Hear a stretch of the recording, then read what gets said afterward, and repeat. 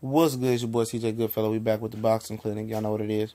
Shout out to the LDBC, the YTBC. We working, and we back. You know, giving our official first thoughts on this double feature, this double main event from two different places in the North America. And first, I think it's going to be, don't quote me on this, but first, I think it's going to be Adonis Stevenson taking on Badou Jack for the lineal light heavyweight championship of the world WBC belt. And you know, I think we're gonna head over to the Brooklyn Barclays Center for Keith Thurman's return. Facing the tough and a very rugged Jesse Vargas for the WBC and the WBA championship belt. Most people say we thought we were going to take a soft touch tune-up. Keith Thurman came back and made a splash, in my opinion. He was up there trying to swag today, man, with his two belts, showing the world that, you know, he is the number one welterweight, and that dude behind him to his left, Earl Spence, is just another guy. That's what he's thinking. But gonna get into, you know, Jesse Vargas and Keith Thurman first. Like I said, it's a double main event. It's going down May 19th. From two different venues, one from Quebec, Canada, with Stevenson and Jack, and this one's gonna be right there at the Brooklyn Barclays Center, the new East Coast hotbed hub for boxing. And you know, Jesse Vargas was a TBA, but we all know on the schedule, but we all know it's gonna be Jesse Vargas versus Keith Thurman. Sean Porter actually let the cat out the bag. He said he's gonna just be waiting, but you know, Sean Porter didn't show up today for the presser that the Showtime they did to announce their fights, whatever reason that may be, maybe because Earl Spence was in the building and he didn't want to run into Earl Spence, but it is what it is. But this is going to be a good fight in my opinion. We talked about this on the live stream earlier as well.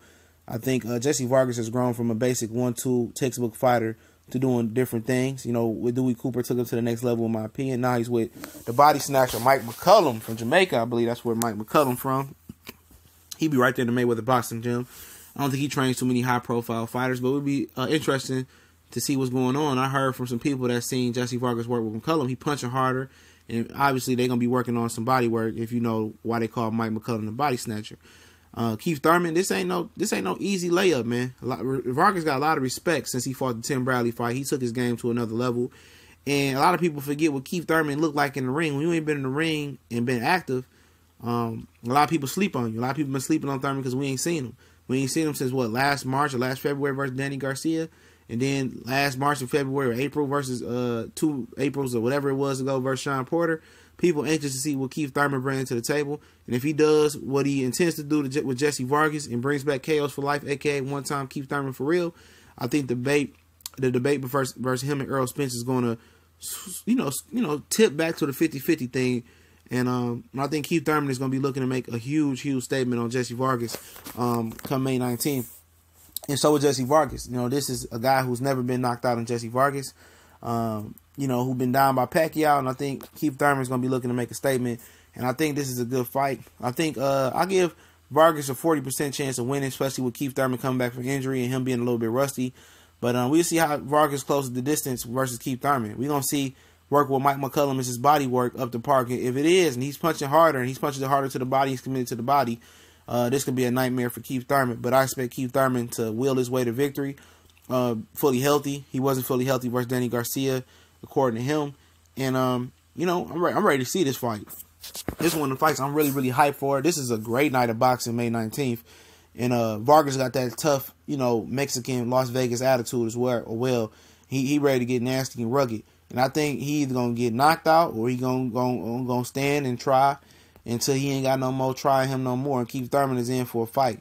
And if Vargas can get to the body and use the jab like we talked about earlier, and then come on strong late in the fight and got something left, or Keith Thurman tends to fade away, then it's gonna be an excellent fight May 19th.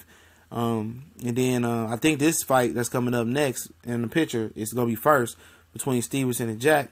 And Badou, man, a lot of people is praying for Badou Jack to win this fight. Just like I talked about, a lot of people was praying for the kid, you know, Jerry Swift Hurd to do what he had to do versus do what he wanted to do versus Erickson Laura, which is, you know, beat him. And you know, this is a good fight. This is the best fight, you know, best fighter Adonis Stevenson has fought since probably Chad Dawson, I believe. You know, he didn't fight Kovalev, he didn't fight Ward, he didn't fight Bivol, he didn't fight Barrera. I mean, you go on and on. I thought Marcus Brown was going to be the first guy to buffet to get the opportunity. This dude was ducking for so long. I really didn't believe in Elir Alvarez to get the job done, in my opinion. But, you know, he gone. He out the way right now.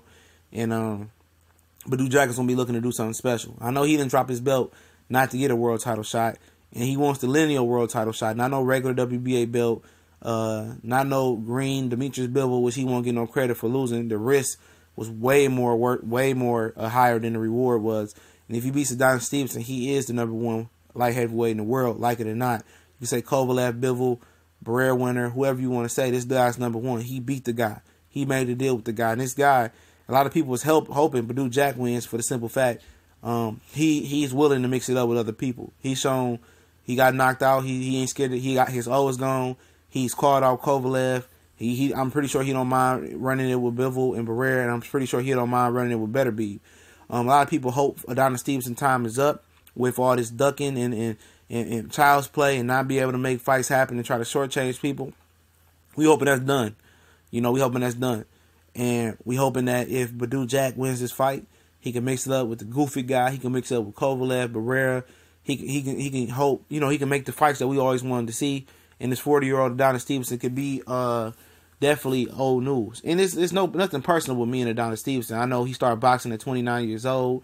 He used to get caught for prostitution ring and being a pimp, whatever he was, allegedly, and whatever it may be. But, he overcame a lot of odds. But he's holding the light heavyweight division back, and it's time for somebody to let it free like Badou Jack. So a lot of people are going to be hoping and praying that Badou Jack does it. But Adonis Stevenson has a vicious left hand. And could Badou Jack get away from that left hand and, rip Adonis Stevenson to the body and keep the fight on the inside, a place that Stevenson is not too often with. I've seen Stevenson work on the inside and loop the uppercut with that left hand, and he's very dangerous, very dangerous southpaw.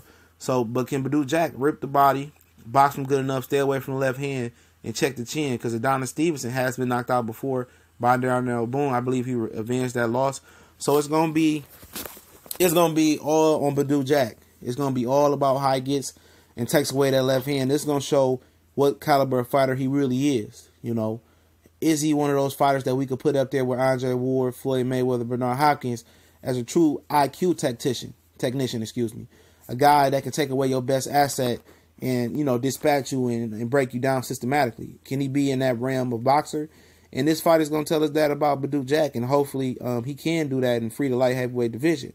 Like I said, I have no ill will versus, Adonis Stevenson. I just want the best to fight the best, and he hasn't been willing to fight the best. So my prayers and hopes and all the glory be to God will go to Badou Jack to free this division up so we can get the fights that we seen. But if Stevenson wins, he wins. It is what it is. He's a good fighter. I just want to see him fight other champions and, stop wearing, robes, king robes and king crown without fighting, top other opposition. He's so that he's not willing to fight Kovalev even after being knocked out by Andre Ward and being outclassed by Andre Ward, period. But let's see. Let's see what goes down. Let's see what Badou Jack has. Let's see if he can do what he does. And we all praying that he can for this point, his point on. But it's TBC. We gone.